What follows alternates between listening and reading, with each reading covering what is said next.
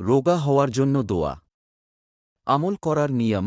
সূরা কাউসার ৪১ বার পরে বৃষ্টির পানির সাথে ভালো পানি মিশিয়ে ফু দিয়ে আল্লাহর উপর বিশ্বাস ও ভরসা রেখে পান করতে হবে। ৪০ দিন এই আমলটি করতে হবে। ইনশাআল্লাহ আল্লাহ মনের আশা পূরণ করবে। সূরা কাউসার বাংলা উচ্চারণ। ইন্না আতাইনাকাল কাউসার। ফাসালি লিরাব্বিকা ওয়ানহার। ইন্না শানিয়াকা হুয়াল আবতার।